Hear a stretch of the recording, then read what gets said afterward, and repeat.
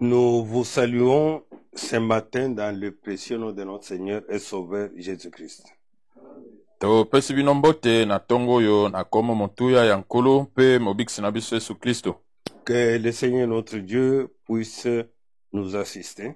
Tikete nkolo nzambe na biso asunga biso. Et que pendant ce temps que nous attendons son retour, Ete na tango oyo tozali kozela bozongi na ye, qu'il puisse nous aider akoka kosalisa biso à nous rapprocher davantage de lui. ya kobelema pene na ye koleka.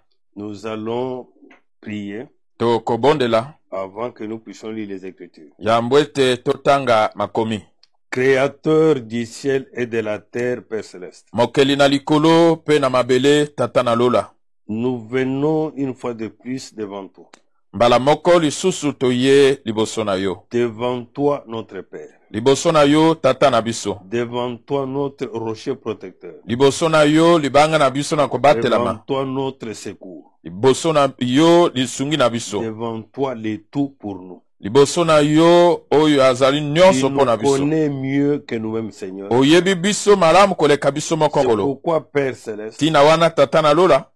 accorde-nous la nourriture appropriée Pesa biso bilei oyo esengeli. qui puisse nous aider pendant ce laps de temps que nous attendons ton retour. Oyo ekoko sunga biso katikata mwa tango oyo tozali kozela bozongi na yo. Pendant ce temps où la pandémie est en train de troubler le monde, Na tango oyo bokono oyo ya mokili mobimba ezali kotungisa bato nyonso. de manière que tes enfants puissent avoir la paix dans leur cœur Na lolenge ete bana na yo bakokoza na kimia na mitema na bango. et qu'ils te fassent confiance. Pe bakokotiela yo motema. Bénis les Écritures que nous allons lire. Pambola makomi tokotanga. Bénis l'interprète. Pambola molimboli. Bénis les techniciens. Pambola bateknicien. Bénis tous ceux qui entendront cette parole. Pambola bayo nyonso bakoyoka liloba oyo. Et bénis-moi aussi. Pambola ngai pe. Nous te le demandons avec foi. Tosengi yo na kondima. Dans le nom de notre Seigneur, Na kombo na nkolo na biso. Sauveur. Pe mobikisi. Jésus-Christ. Yesu Kristo. Amen. Amen. Nous allons prendre les Écritures Tokozwa makomi. dans 1 Pierre chapitre 5. Na mokanda ya liboso ya Petelo mokapo na mitano. Nous allons lire les deux versets 6 et 7.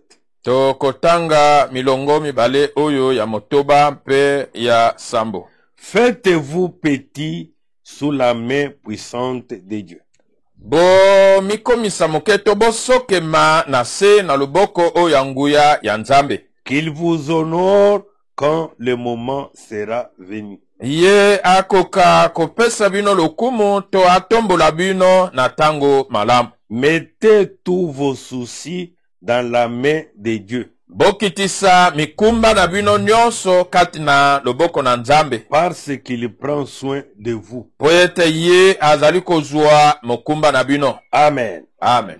Oui, mon frère, oui, ma soeur, Iyo ndeko na ngai mwasi mobali. que nous devons nous faire petits sous la main puissante de Dieu. Ete biso tosengeli komimonisa moke na se na loboko ya nguya ya Nzambe. Nous humilier davantage devant sa main. Tomikitisa penza koleka na se na loboko na ye. Et l'unique manière de montrer notre humiliation devant Dieu, Lolenge se moko ya kotalisa kosokema na biso liboso na Nzambe. c'est d'obéir à sa parole Ezali ya kotosa liloba na ye. et d'agir selon sa parole. Pe kosala kokokana na liloba na ye. Et que tous les soucis que nous avons, Ete mitungisi nyonso toza na yango. tous les problèmes que nous avons, Mikakatano nyonso toza na yango. toutes les préoccupations que nous avons, Nyonso toza na yango lokola makambo. que mettons ça dans la main de Dieu. Totia yango na loboko na Nzambe. Puisque le Seigneur Po ete nkolo est celui qui prend soin de nous. azali oyo azali kozwa mokumba na biso. Même dans ce moment si troublé, Ata na tango oyo ya mobulu penza. mettons tous nos soucis auprès de lui. Totia mikumba na biso nyonso na maboko na ye. Il est le Dieu qui nourrit. azali nzambe oyo alesaka, il est le Dieu qui protège, azali nzambe oyo il abatelaka, est le Dieu qui vêtit, azali nzambe oyo il alatisaka, est le Dieu qui bénit, azali nzambe oyo et il est apambolaka, le Dieu qui donne tout. azali nzambe oyo apesaka C'est nyonso. pourquoi, Tina wana mon frère, ma soeur, ndeko na ngai mwasi mobali, depuis que tu es né, wuta yo obotama, partant même déjà de ventre de votre maman, longwa ata wuta libumu ya mama na yo, il est l'unique azali bobele ye moko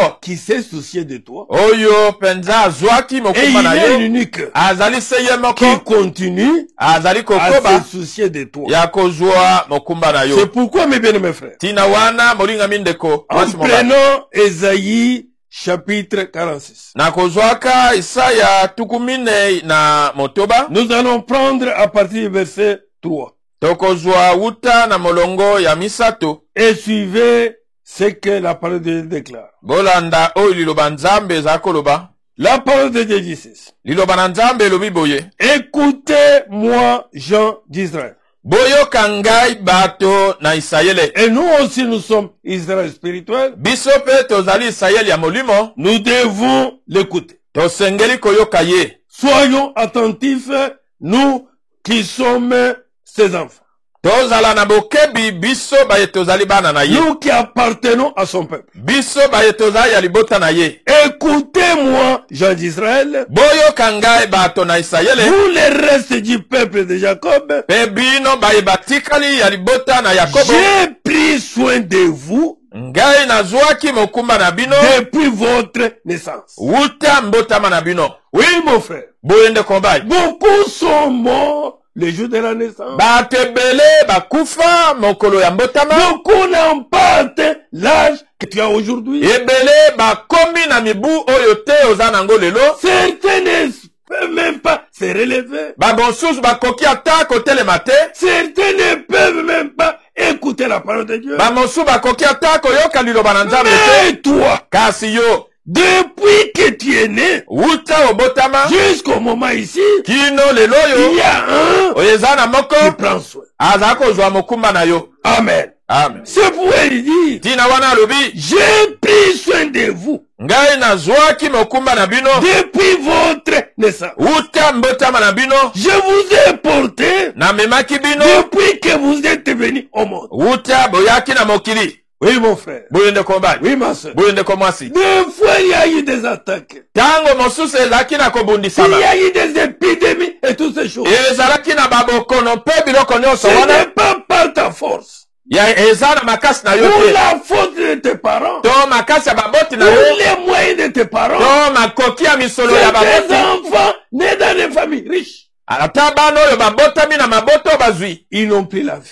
baza su na bomoi te, Ils sont partis. basi bakei. Des fois, ce qui est plus beau et plus belle que toi Tango mosusu boyo bazalaki kitoko bonzenga koleka yo, ne sont plus en vie. baza su na bomoi te. Mais toi, Kasi yo il y a un eza na moko qui prend soin de toi, aza kozwa qui mokumba na veille yo, sur toi. aza kosenjela Depuis likolo na ta yo naissance. wuta mbotama na yo. C'est pourquoi Tina wana il faut le glorifier. esengeli kopesa ye nkembo. Alors, il nous dit là-bas, Alobi na biso kuna, je resterai le même jusqu'à votre vieillesse. nakotikala lolenge moko kino na konuna na bino. Et celui qui prendra soin de nous jusqu'à notre vieillesse. Ye nde akozwa mokumba na biso kino na konuna na C'est biso. pourquoi nous devons lui faire confiance. Tina wana tosengeli kotyela ye motema. Oui, mon frère. Boyende koba, Oui, ma soeur. boyende komwasi. Ne prête pas ta confiance dans n'importe quoi. Kotia elikya na yo te soki na eloko nini. Fais confiance à notre Dieu. Tia elikya epai na nzambe na Il biso. nous dit, je resterai le même. Alobi nakotikala lolenge moko. Le même qui a pris soin de toi. Lolenge moko oyo azwaki Depuis mokumba na ta yo, naissance, wuta mbotama na yo, depuis le ventre de ta mère. wuta libumu ya mama na yo. Le même dit,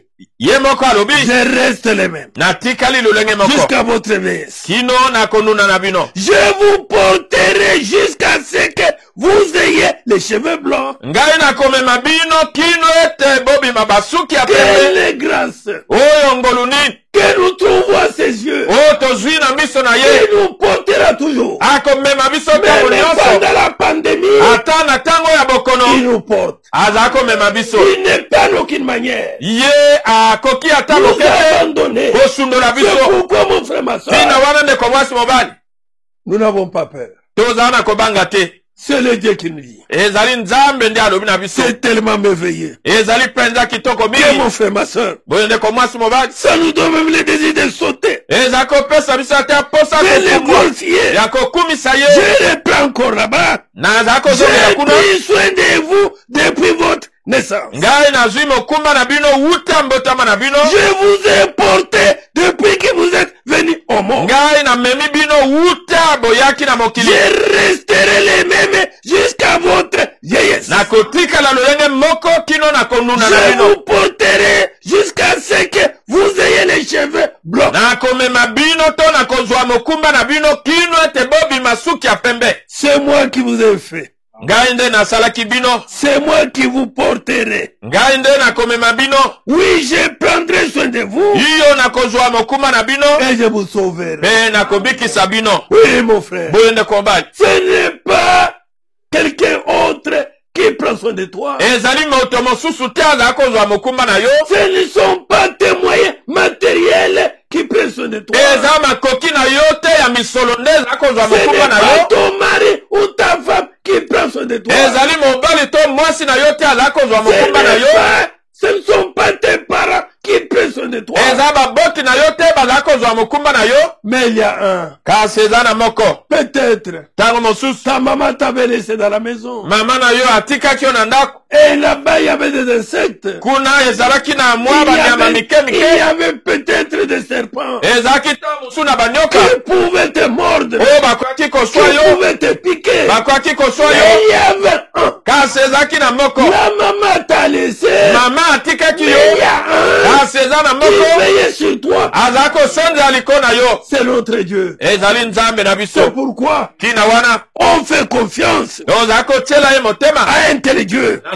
Oui, mon frère, ma soeur, le Dieu qui nous a appelés ne nous abandonnera jamais. Il nous conduira jusqu'à la délivrance totale de nos corps.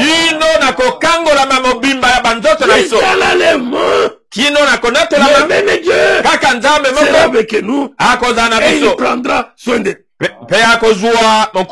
À qui pouvez-vous me comparer? On peut comparer notre Dieu à qui? À ton papa?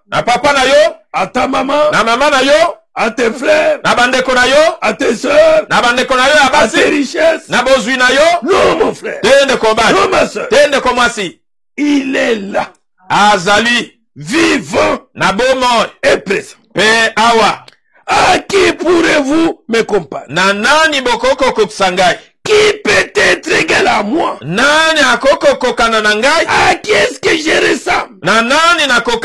Non, mon frère. Non, ma soeur. Notre Dieu, mon frère, ma soeur, nous avons le droit et le devoir de l'adorer. De chanter pour lui. De glorifier. Est-ce que dès le ventre de la maman, il a pris soin de nous? Jusqu'à présent, jusqu'à ce moment, ma soeur, il prend soin de nous. Il nous promet jusqu'au moment où vous aurez des cheveux blancs, je serai avec vous. Quel est Dieu? Quelle promesse? Devant un tel Dieu. Mon frère, ma soeur, comme disait aussi Job, nous sommes dans Job 10. Comme disait aussi Job, il dit ceci. Ce sont tes mains, verset 8. Job 10, verset 8. Ce sont tes mains qui m'ont créé et formé. Donc, ce sont les mains de Dieu qui m'a créé et qui t'a créé aussi. Et maintenant, elle se resserre sur moi. Et tu veux me détruire. Souviens-toi Kanisa. Tu m'as modelé comme un objet d'argile. Yo osala kingo bongisa kinga lokola mbeki oyo ya mabele. Dieu t'a modelé, t'a donné une forme. Nzambe abongisa ki apeso lolenge. Il a placé chaque membre dans ton corps. Ati eteni ya nzoto moko na nzoto na yo. Ça ne dépendait pas de toi. Ezako talela yo te. Ça ne dépendait pas de ton papa ou de ta maman. Ezako talela papa to mama na yo Dieu te. seul Kasi nzambe ye moko. qui t'a modelé. Nde abongisa ki Que yo. tu m'as modelé comme un objet d'argile. Obongisi ngai lokola mbeki ya mabele. Et tu veux m'échanger en poussière. Yo lingi kobongola ngai na putulu. Comme on garde du lait au fond d'un pot pour les rendre épais. Lokola bakobombaka miliki na se na mbeki po ete evimba. Un jour, Mokolo moko. tu m'as formé dans le ventre de ma mère. Osalaki ngai kata libumu ya mama na ngai. Tu m'as couvert de muscles et de peau. Ozipaki ngai na misuni mpe na Tu poso. m'as tissé d'os et de nerfs. Otongaki ngai penza na mikwa mpe na Oui. misisa. Tu m'as donné la vie gratuitement. Opesi ngai bomo ya ofele. Et tu as veillé sur moi Yo osenzelaki liko na ngai. avec soin. Penza na kobatela ma monene. Amen. Amen. Le même Dieu, Kaka nzambe moko. c'est lui qui prend soin de nous. Yo yaza kobatela biso.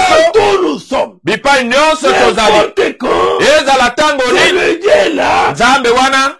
Le Seigneur Jésus-Christ Nkolo Yesu Kristo. à qui nous faisons confiance. Oyo toza kotiela motema. C'est pourquoi mon frère. Tina wana ndeko C'est ba. pourquoi ma soeur. Ndeko mwasi. Nous n'avons pas peur. Toza na kobanga te. Puisqu'il est présent, Po ete azali na biso. il est vivant Aza na bomoi. et il est le Dieu Pe azali qui nzambe. prend réellement Oyo solo azali kozwa. soin de toi Mokumba na yo. et soin de moi. Pe mokumba na ngai. C'est pourquoi Tina wana. fais-le confiance. Tiela ye motema. Crois à un tel Dieu. Ndimela nzambe ya boye. Le Dieu véritable. Nzambe ya solo. Le Dieu qui prend soin de ses enfants. Nzambe ya la kozwa mokumba ya bana na ye. Dans Isaïe 66, Na Isaya tuku motoba na motoba. voilà ce que notre Dieu dit. Tala o nzambe na biso alobi. Prenons Isaïe 66. Tokamata Isaya tuku motoba na motoba. Alors, nous allons prendre à partir du verset 5. Tokozwa uta na molongo ya mitano. Écoutez ce que le Seigneur dit. Boyoka oyo nkolo alobi. Ce n'est pas un homme qui parle. Ezali moto te ndi azali koloba. C'est le Seigneur Dieu qui parle. Ezali nkolo nzambe ndi azali koloba. Écoutez ce que le Seigneur dit. Boyoka oyo nkolo alobi. Vous qui recevez sa parole avec grand respect. Bino oyo bozali koyamba liloba na ye na limemia Nous monene. qui craignons Dieu. Biso tozali kobanga Nous nzambe. recevons sa parole avec grand respect. Tozali koyamba liloba na ye na limemia monene. C'est pourquoi Tina wana. nous mettons cette parole Tozali kotia liloba oyo en pratique. na misala. C'est pourquoi, Tina wana. mon frère, ma soeur, Ndeko mwasi mobali. avant que nous fassions quoi que ce soit, Yambo ete tosala soki nini. nous nous posons la question. Tozali komituna motuna. Quelle est la part de Dieu Nini oyo nzambe akozwa. dans ce que je veux faire, Kati oyo ngai na dans les linkosala. actes que je veux poser? Na makambo oyo ngai na linkosala. Et nous dit ceci. Alobi na biso boye. Certains de vos frères Bamoko. vous détestent Bandeko na bino mosusu bazali koyina bino. et vous chassez à cause de moi. Pe bazali kobenga na bino na ntina na ngai. Ils disent, Bazali koloba. en se moquant, Na kotiolaka. le Seigneur n'a qu'à montrer sa gloire.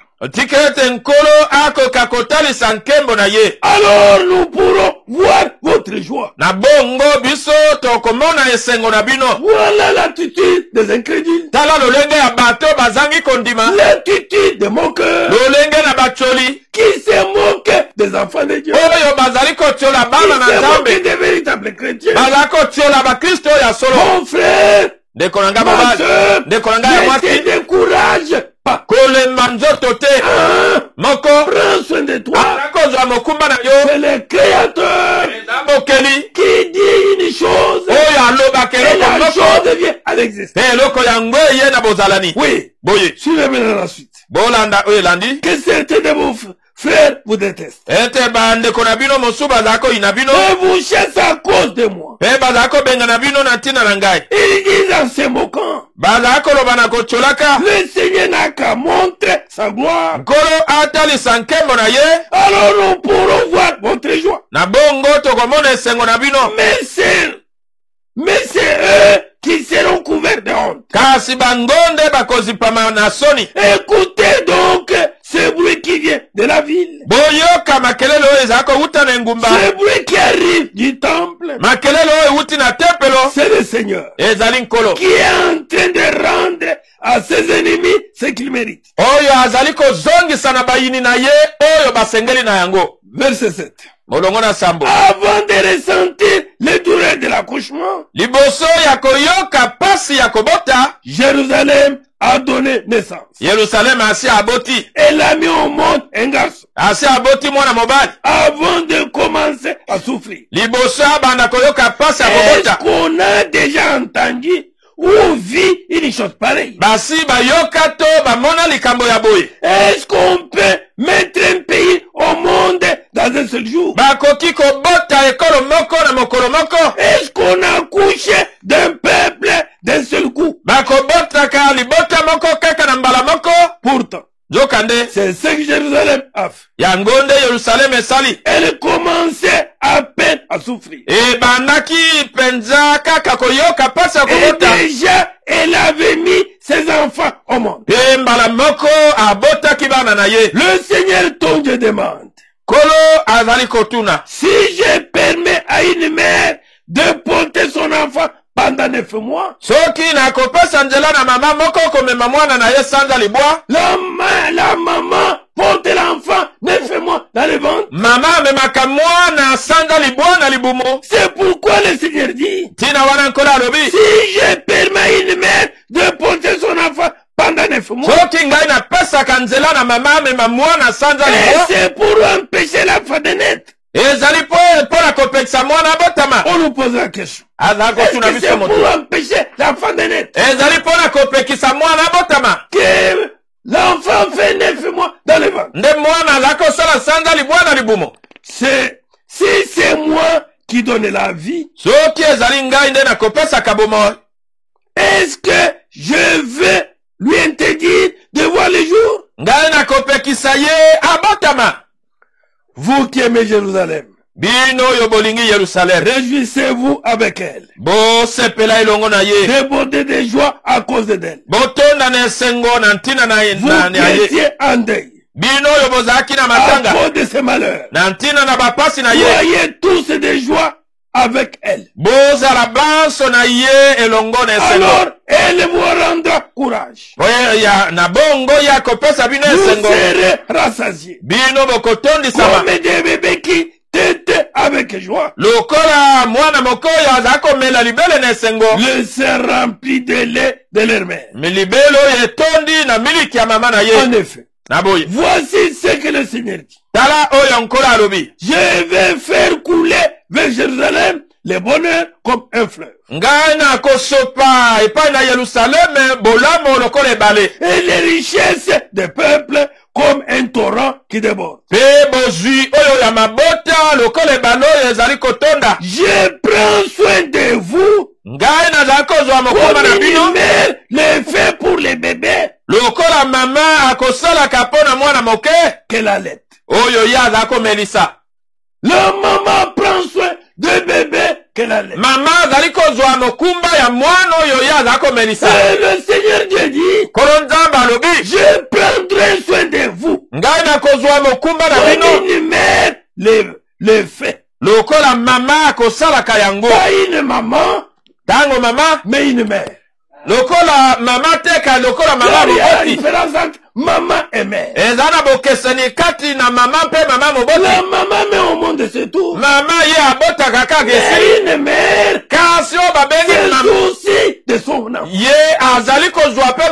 Elle prend soin de son enfant. C'est aussi que le Seigneur dit, je prendrai soin de vous comme une mère le fait pour les bébés akosalaka mpo na mwana na ye qu'elle allait. oyo ye aza komelisa. Elle le porte sur son dos. akomema ye na mokongo na ye. Elle le caresse sur ses genoux. azali mpenza kopepa ye na mabongo na ye. iyo comme une mère console son enfant, lokola mama akobondisaka mwana na ye, moi aussi ngai mpe je vous consoler. nakobondisa bino. Amen. Amen. Mon frère, ma soeur, ndeko na ngai mwasi si loba, la mère le fait, soki mama asalaka yango, elle qui est née dans le péché, ye oyo abotami na masumu, aussi dans l'iniquité, azwami nzemu na lisumu na nko, à combien plus forte raison boni koleka notre Dieu nzambe na biso prendra soin de nous. akozwa mokumba na biso. C'est pourquoi tina wana bani l'inquiétude, longola mpenza mawa, le Seigneur est vivant nkolo aza na et bongo, le Seigneur mpe nkolo prendra soin de toi. akozwa mokumba na yo. Fais-lui confiance. tiela ye motema. Oui, boye il va nous consoler. akobondisa biso. Jérusalem, yerusalemu vous serez consolés. bokobondisama. Quand vous vivez cela, wana bokobika yango, votre cœur sera dans la joie motema na bino ekozala na esengo, et votre corps reprendra vie comme l'herbe après la pluie. mpe nzoto na bino ekotonda lisu na bomoi lokola matiti nsima na Le mbula. Seigneur agira avec puissance nkolo akosala na nguya pour ceux qui le servent. mpo na boyo bazala kosalela Et ses ye, ennemis kasi mpo na bayini na ye sentiront le poids de sa colère. bakoyoka bozito ya kanda na ye. En effet, voici le Seigneur. na bongo botala nkolo Il arrive dans un feu. azali koya kati na moto, Ses chars sont comme un vent de tempête. makalo na ye mazali lokola mopepe makasi. Il vient montrer sa terrible colère ye azali koya kotalisa kanda na ye et monene, menacer les gens par des flammes de feu. mpe kobangisa bato na nzela na epelelo na moto. Oui, iyo le Seigneur vient juger tous les humains nkolo azali koya kosambisa bato nyonso par le feu, par l'épée. na nzela na moto mpe na Et il y mopanga, aura beaucoup de morts. mpe kozala na bakufi ebele. Le Seigneur nkolo a des armées. azali na mampinga. Quand le peuple s'entête, ntango bato batie matoi comme na nous l'avons mbongi, parlé autrefois, lokola tolobaki mbala eleki, quand ils font des actions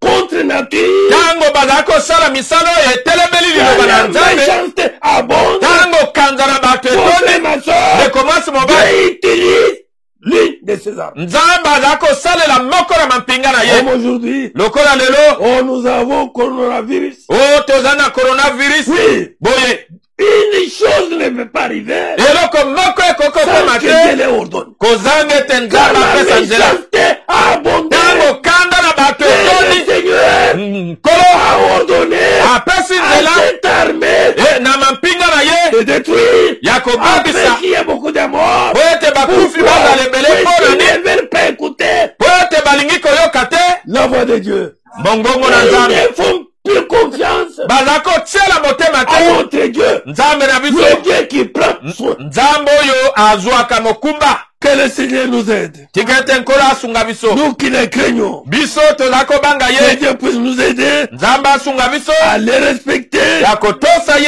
à marcher, ya pas kotambola comme nous voulons, ndenge tolingi mais à te, marcher kotambola sous sa crainte. na se na bobangi na ye. Oh Seigneur, o nkolo, aide ton peuple. sunga libota na yo, Nous attendons à toi, Seigneur. tozali kotalela yo nkolo. Oui, mon frère. boye ndeko mobali, Oui, ma soeur. boye ndeko mwasi, C'est ici dans Psaume 28. boye nde na nzembo tuku mibale Il na est écrit là-bas. mwambe ekomemi kuna, Seigneur, mon solide roche, nkolo libanga na ngai makasi, j'ai fait appel à toi. nazala kobenga yo, Ne restez pas sourds à mes cris. kotikala kimia te na konganga na ngai. Si chacun pouvait faire appel à ces rochers solides, soki moko na moko akoki kobenga libango oyo le makasi, rocher qui suivait les enfants d'Israël, nous dit 1 Corinthiens 10. libango oyo ezalaki kolanda bana na Esaye lokola bakonti na Il yango zomi dit elobi, un rocher qui le suivait. bazala komela mai na libanga ezala kolanda C'est le bango, rocher de Christ. libanga yango ezalaki Il est Kristo. le même rocher aza kaka libanga moko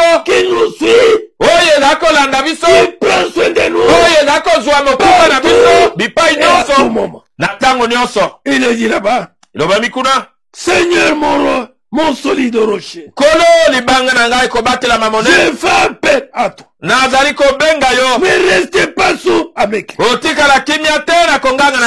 tu ne me réponds pas, je vais ressembler à ceux qui descendent dans la tombe. Je t'en supplie. Écoute-moi. Quand j'écris vers toi. Quand je lève les mains vers les lieux tressés de ton temple. Ne me traitez pas comme les gens mauvais. Mais comme ceux qui font du mal. Avec les amis, ils parlent gentiment. Mais leur cœur est méchant. Il parle gentiment devant lui. Quand il tourne le dos, il le critique. Il l'empoisonne. Il parle du mal de lui. Il cherche son malheur. Voilà des hypocrites qui sont des méchants. Oui, mon frère. Fais-les payer leurs actes et leurs crimes. Agis avec eux comme ils ont agi. Rends-leur ce qu'ils méritent. Ils ne font pas attention aux actions du Seigneur. Ils ignorent même que l'œil de Dieu les voit. Et que l'oreille entend tout ce qu'ils disent. Ils ne font pas attention aux actions du Seigneur. Ni au travail de ses mains. Alors, que le Seigneur les détruise. Il ne les relève pas. Merci au Seigneur. Il m'a écouté quand j'ai crié vers lui. Le Seigneur me protège avec puissance. C'est pourquoi je n'ai pas peur. Car il me protège avec puissance. Il est mon bouclier. Je lui fais confiance. Et il est venu à mon aide.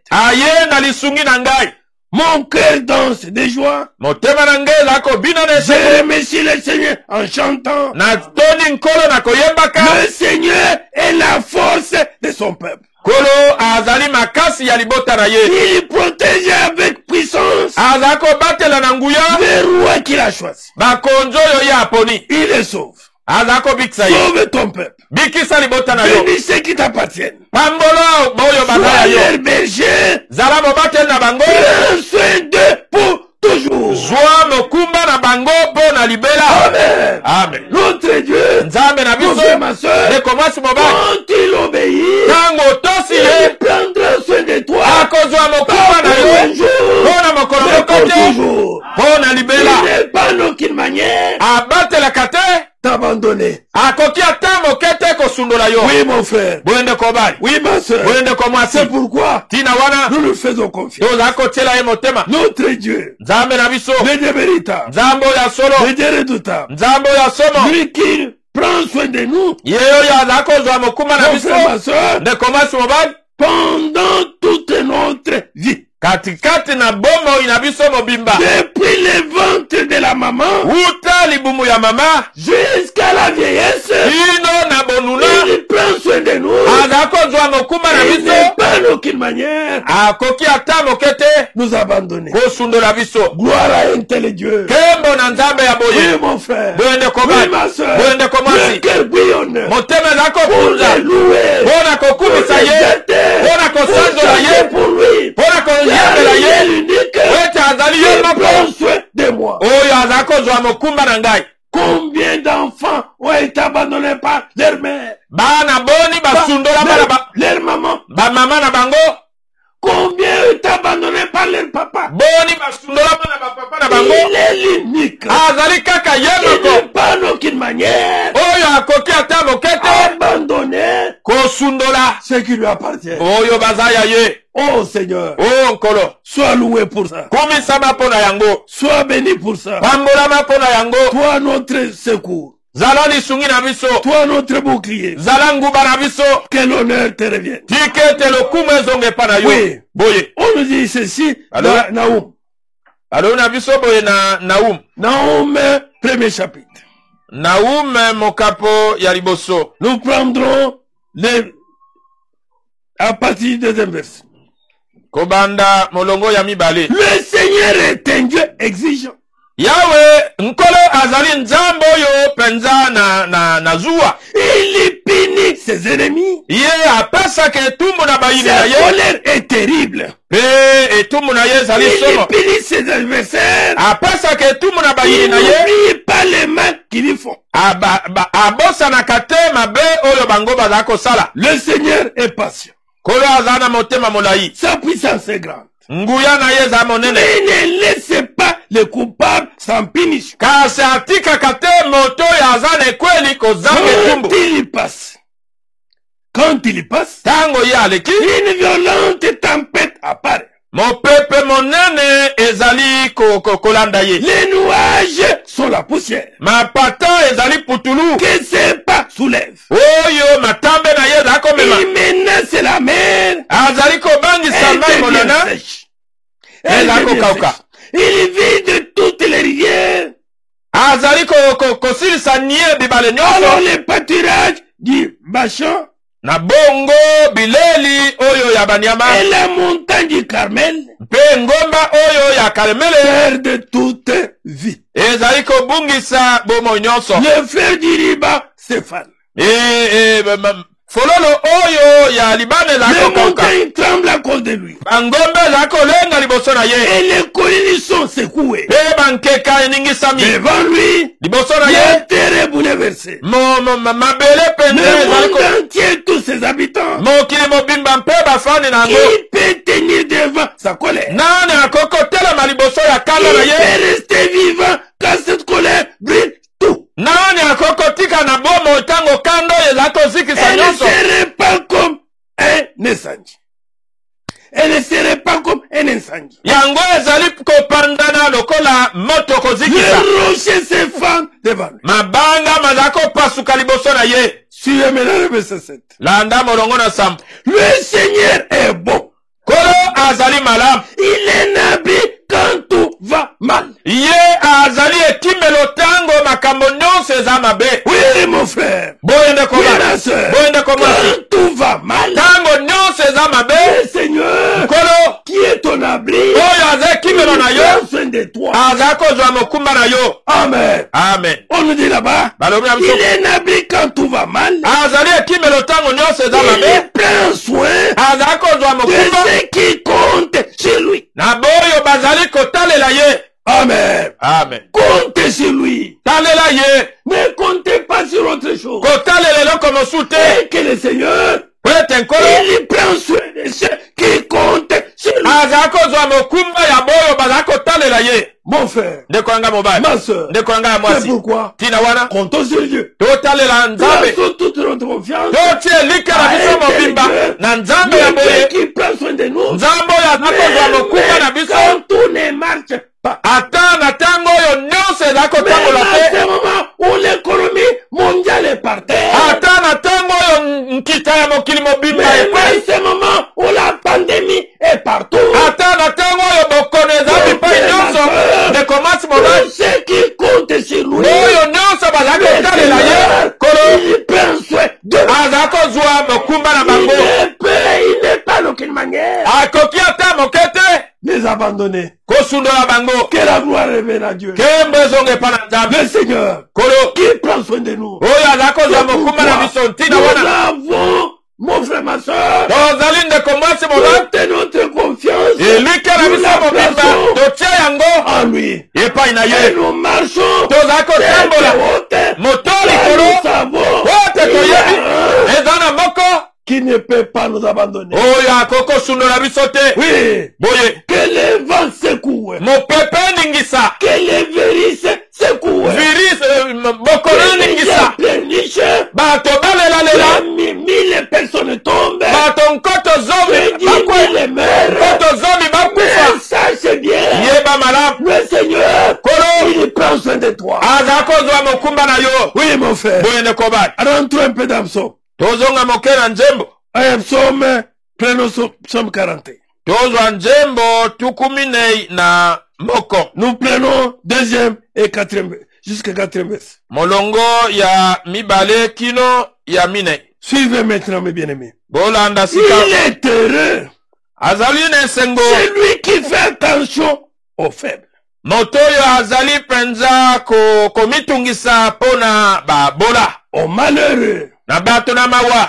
Aux dépourvus. Na boyo bazangi. Que cet homme-là. Yete moto wana. Il est heureux. Aza moto nesengo. Les jours, cela va mal pour lui. Mokoloyo pasi to mabe koye pana ye. Le Seigneur vient à son secours. Kolo akoya kosunga ye. Comme il s'intéresse aux malheureux. Dokola yaza komitungisa pona bato na ma soeur. Ne commence mobile. Que maintenant. Yete siko. Si le mal vient pour lui. So qui passe yeli ye. Le Seigneur. Kolo est son secours. Azali sungi na ye. On dit là-bas. Le Seigneur les garde en vie. Nkola ko batela ye na bomo. Il les raère sur la terre. Akokomisa ye moto ne sengo na mokili. Il ne les livre pas au pouvoir de ses ennemis. Akokaba ye te na sana bokonja bayini na ye. Suivez maintenant le verset 4. Bolanda molongo amine. Voilà ce qui est écrit là-bas. Talo ye kome mikula. Le Seigneur les soutient sur son lit de souffrance. Koyo akosunga ye na mbeto na ye ya monoko. Amen. Amen. Que sur le lit de souffrance. Na mbeto yo ya pasi. Souffrant.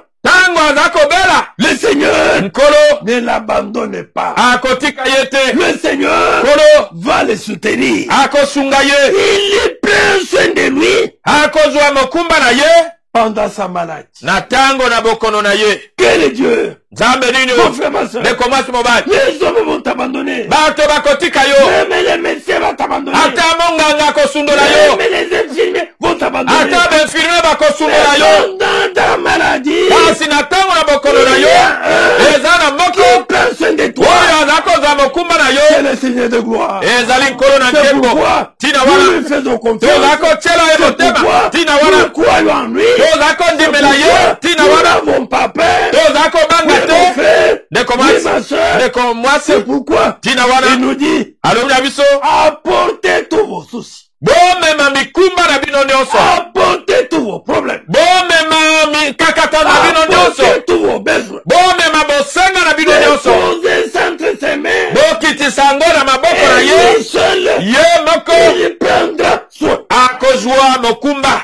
Oui, mon frère. Boyende koba. Oui, ma soeur. Boyende komwa. Ne pleure pas. Kolela te. Quand il y a un problème. Tango zana likambo. Quand il y a des soucis. Tango zana mitungisi. Quand tu es blessé dans le cœur. Tango zoki na motema. Tes pleurs ne changeront rien. Kolela na yo ekobongolelo kote. Ta colère ne changera rien. Kanda na yo ekobongolelo kote. Prends cela. Zuo yango. Remets ça. Pasa yango. Entre ses mains. Na maboko na ye. Et lui seul. Ye moko. Prendra soin de toi. Akozwa mokumba na yo. Ye moko. Ouvrira la porte. Akofungola ekuke. Ye moko. Te guérira.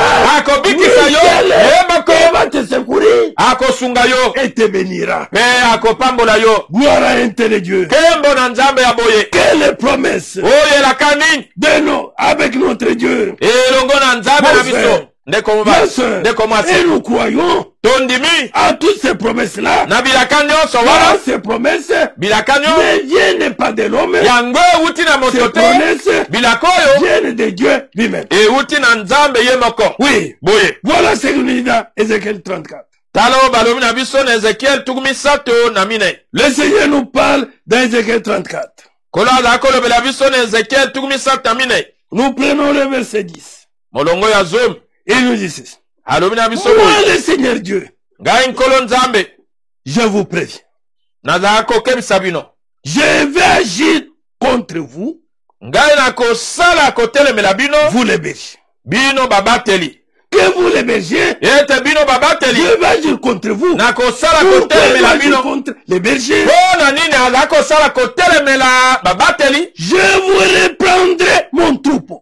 Ngai na kobotola bino etonga na ngai. Je vous empêcherai de les diriger. Ngai na kopekisa bino botambusa yango. Puisqu'il est seul qui prend soin de son troupeau. Poete azali ye moko aza kozwa mokumba etonga na ye. Il est seul qui doit conduire son troupeau. Azali kaka ye moko asengeli kotambusa etonga na ye. Alors, vous ne pourrez plus profiter d'eux.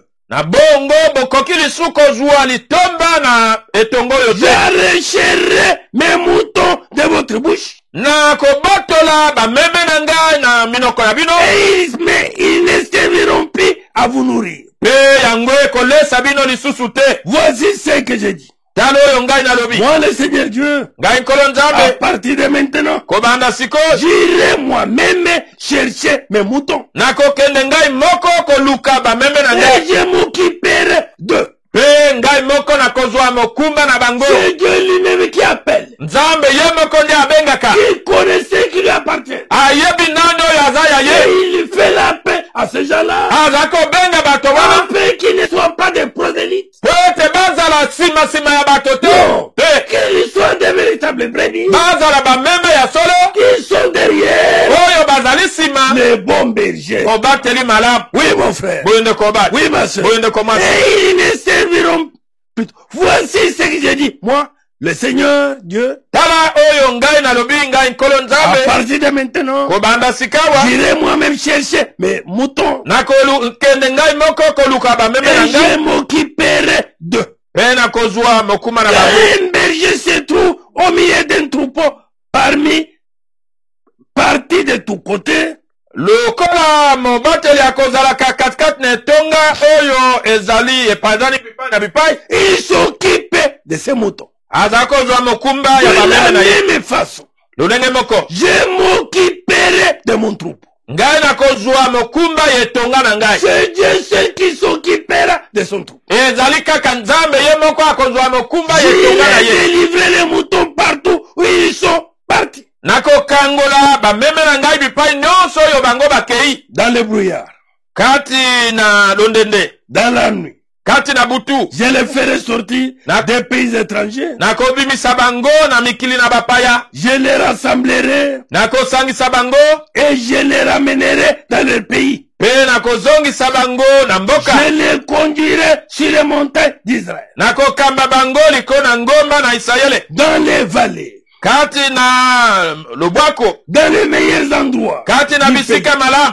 Je les conduirai dans un bon pâturage. Nakokamba bango na esika oyo ya kolia Ils malamu. auront leur champ d'herbe sur les montagnes du pays d'Israël. Bakozala nelanga na bango ya matiti likolo na ngomba Là, mes ya Israele. moutons pourront se reposer dans des beaux champs d'herbe. Wana bameme na ngai bakoko pema kati na esika malamu ya kolia. Ils mangeront dans des endroits fertiles, Bakolia na bisika malamu. sur les montagnes d'Israël. Likolo na bangomba na C'est Israele. moi qui serai le berger de mon troupeau. Ngai nde nakozala mobateli ya bameme na ngai. Le Seigneur Dieu lui-même sera le berger de son troupeau. Kolo Nzambe ye moko akozala mobateli ya bameme na ye. Lesquels les différents bergers, Yo ete babateli les kokesana. otages, les enfants de Dieu, Oyo basili kokanga bana na Nzambe. pour se nourrir. Po ete balesa Le bango. temps est arrivé. Ngonge ekoki. Dieu va arracher toutes les brebis. Nzambe akobotola bameme Et nyonso. lui-même sera le berger. Ye moko akozala mobateli. Amen. Amen. Le Dieu qui fait cette promesse Nzambe oyo apeselaka oyo le fera. akosala yango. C'est moi qui serai le berger de mon troupeau. Ngai nde nakozala mobateli etonga na ngai. C'est moi qui les ferai se reposer. Ngai nde nakopemisa ye. Moi, le Seigneur Dieu, Ngai nkolo Nzambe je le déclare. nalobi yango. Le mouton perdu, Bameme oyo babungi j'irai le chercher. nakokende koluka bango. Celui qui s'est éloigné, Oyo atangwaki je le ramènerai. nakozongisa ye. Celui qui a une patte cassée, Oyo aza na lokolo je ebukani le soignerai. nako. Celui qui est malade, Oyo aza kobela je lui rendrai de force. ngai nakopesa ye Celui makasi. qui est gros et fort, Oyo aza monene makasi je le supprimerai. ngai nakolongola ye. Je serai un berger juste. Nakozala mobateli oyo ya sembo. Oui, mon frère. Boyende koba. Oui, ma soeur. Boyende komwasi. C'est pourquoi Tina wana cette même promesse, elaka moko oyo elle a été faite yango epesami quand nous lisons dans Jean 10 soki totangi na Yohane zomi au verset 16. molongo ya zomi na motoba Il dit ceci. elobami Il y a encore d'autres moutons qui ne sont pas dans cet enclos. Nazali lisusu na bameme mosusu oyo baza na lupango oyo te. Et aussi je dois les conduire. Bango pe ngai nasengeli kokanga bango. Ils écouteront ma voix. Bakoyoka mongongo na ngai na bongo. Il y aura un seul troupeau. Ekozala kaka na etonga moko. Un seul berger. Pe mobateli moko. Gloire à Dieu. Kembo na Nzambe. Nous sommes dans ce temps de rassemblement. Tokomi na tango oyo ya kosangisama. Pour les bergers, notre Seigneur Jésus wapi mobateli nkolo na biso Yesu doit prendre soin de son troupeau. Asengali kozwa mokumba yetonga na ye. Ndeko mwasi mobali. Que tu veux ou que tu ne veux pas. Olinga te. Que tu veilles ou que tu ne veilles pas. Osanjela to te. Le Seigneur Kolo prendra toutes ses brebis. akozwa bameme na ye nyonso. Il rassemblera toutes ses brebis. Akosangisa bameme na ye Il y aura nyonso. un seul troupeau. Ekozala na etonga Un moko. seul berger. Pe mobateli C'est le moko. Seigneur Ezali nkolo Jésus-Christ. Yesu Kristo. Oui, mon frère. Boye ndeko mobali. Oui, ma soeur. Boye ndeko mwasi. Que le Seigneur soit loué. Tikete nkolo akumisama. Que le Seigneur soit béni. Nkolo apambolama. Car il est l'unique Azali bobele ye moko. qui prend soin de son peuple. Oyo azali kozwa mokumba libota na Il est ye. l'unique Azali ye moko. qui prend soin de son troupeau. Azali kozwa mokumba yetonga na ye. Oui. Boye. Il nourrit son troupeau. Azali kolesa yetonga na ye. Il veille sur son troupeau. Azali kosenzela likona yetonga na Il ye. prend soin de son troupeau. Azali kozwa mokumba Il yetonga na ye. habille son troupeau. Azali kolatisa yetonga na Oui, ye. mon frère. Boye ndeko Oui, mobali. ma soeur. Boye ndeko mwasi. Comme on disait autrefois, Lokola bazalaki koloba na kala. que si tu faisais le inventaire Ete soki otangi bomoi na yo. de ce que tu as comme salaire, Na oyo ozali kozwa lokola lifuti. et fais maintenant l'inventaire Pe sikoyo tsala de evante. tout ce que tu as consommé tout au long du mois. Ya nyonso oyo osili kosalela kolia La sanga mobimba. consommation est au-dessus de ton salaire. Oyo yo lie eza likolo ya salaire oza Il kozwa. t'a nourri, Nani oyo alesi le yo. Seigneur de gloire. Ezali nkolo na nkembo. Il prend soin de toi.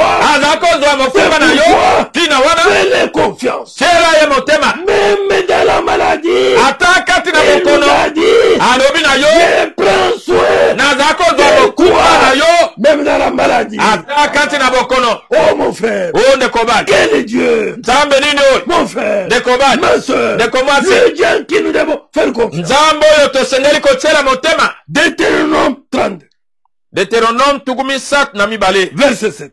Molongo na sambo. Pensez au jour d'autrefois.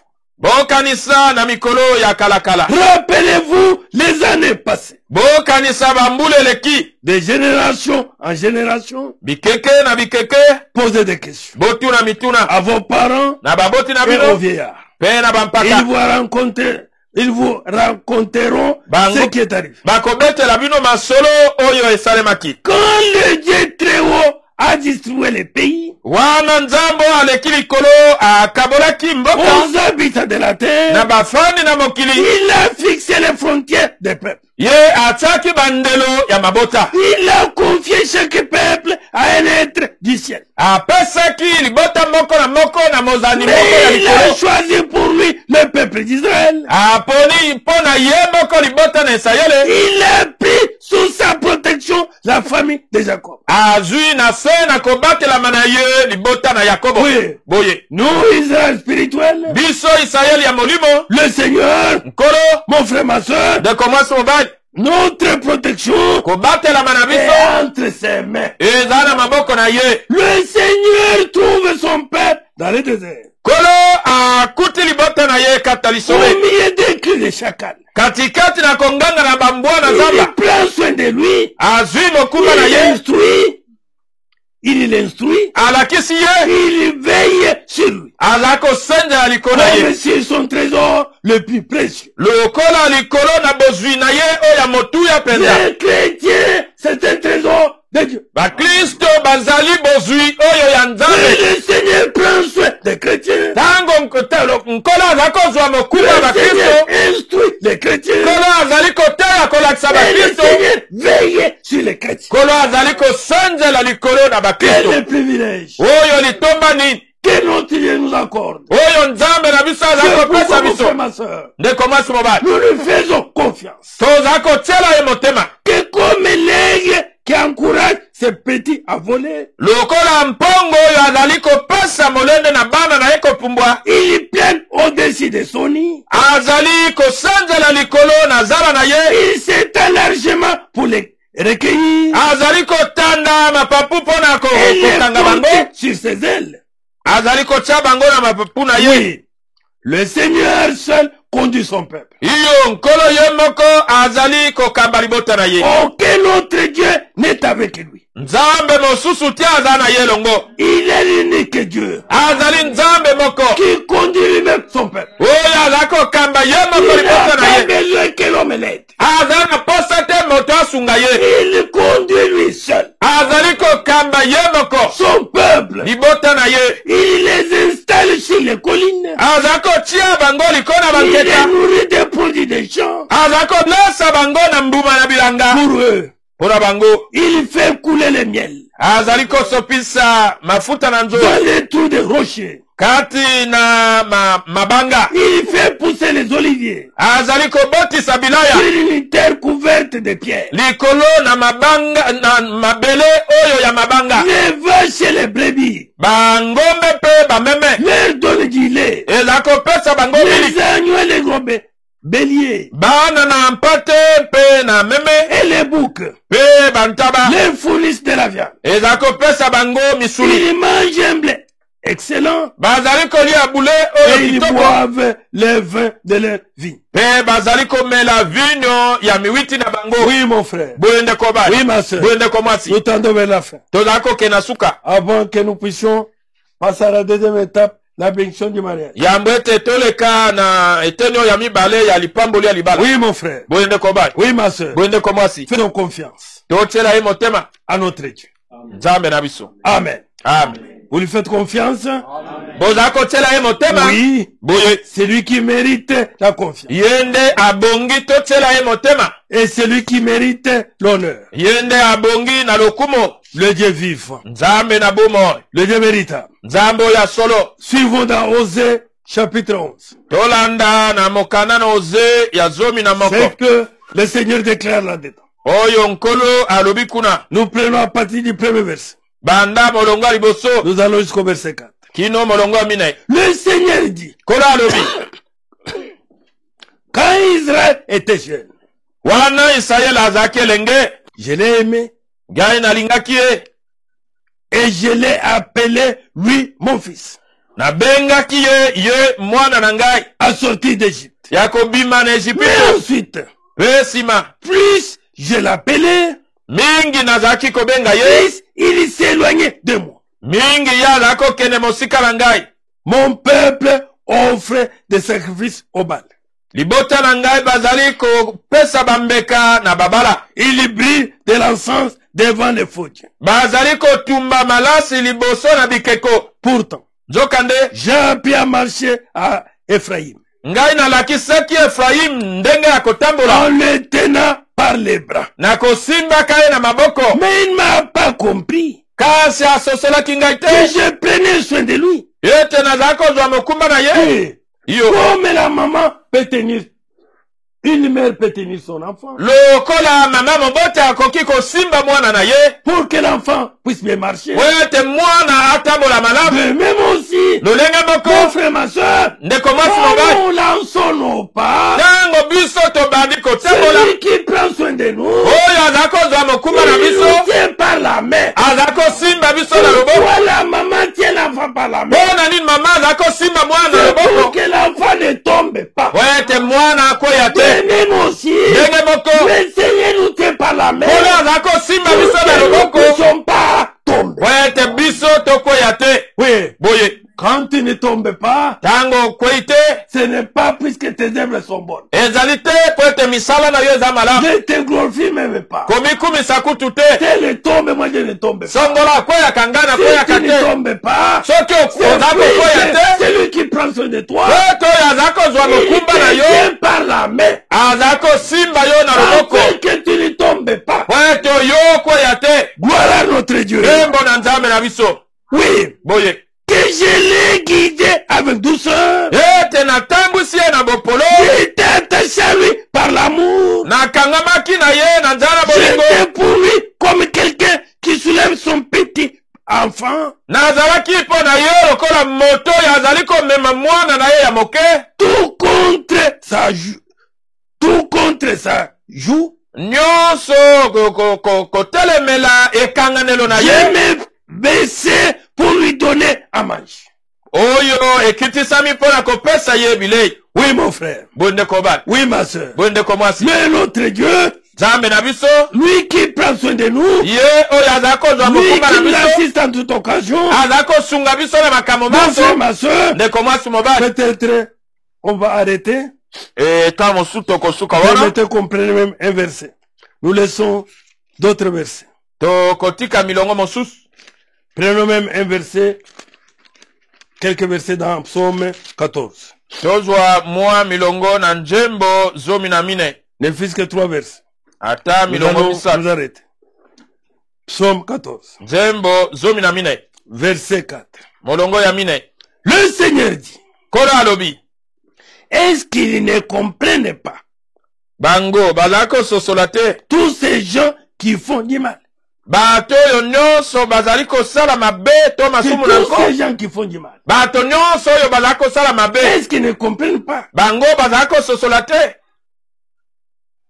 Le Seigneur se pose cette question. Kola azali komituna motuna. Il dévore mon peuple. Bazali penza kolia libota na ngai. Ils mangent les nourritures. Bazali kolia bilei na bango. Ils ne font pas appel à moi. Bango bazali kobelela ngai te. Alors, Nabo. ils vont trembler de peur. Bango bakolenga na somo. Car Dieu est avec ceux qui lui obéissent. Jambi nzambe azali na boyo bakotosaka ye. Obéissons à Dieu. Totosa nzambe. Obéissons à sa parole. Totosa liloba na ye. Il sera avec nous. Akoza na Et il biso. prendra soin de nous. Me akozwa mokumba na biso. Amen. Amen. Vous vous moquez des projets de malheureux. Bino bozali kotiola miango na bato na mawa. Où est-ce qu'ils auront l'argent? Bakozwa misolo wapi. Comment ils vont réaliser leurs projets? Ndenge ni bakokokisa ba projet na bango wana. Et ces gens-là Bato wana obéissent à Dieu.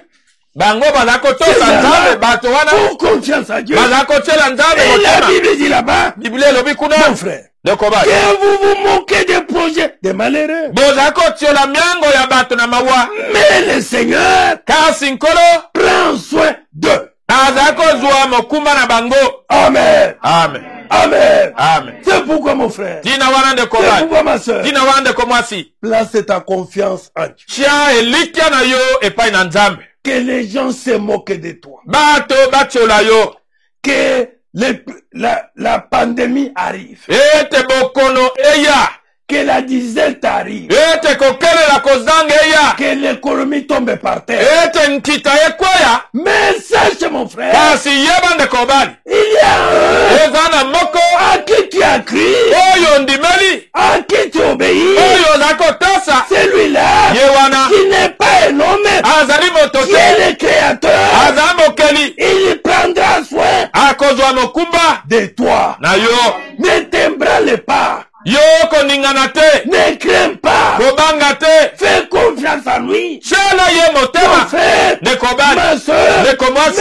même dans la maladie, Ata kati na bokono. même dans le malheur, Ata na bosi. même dans la disette, Ata na kozanga. lui seul, Ye moko. il prend soin de toi. Aza kozwa mokumba na yo. Fais-lui confiance. Shela ye motema. Crois réellement en lui. Ndimela ye solo. Accroche-toi à lui. Kangama na yo. Attache-toi à lui. Kangama na yo. Mon frère, ma Ndeko soeur, mwasi mobali. lui seul Ye moko.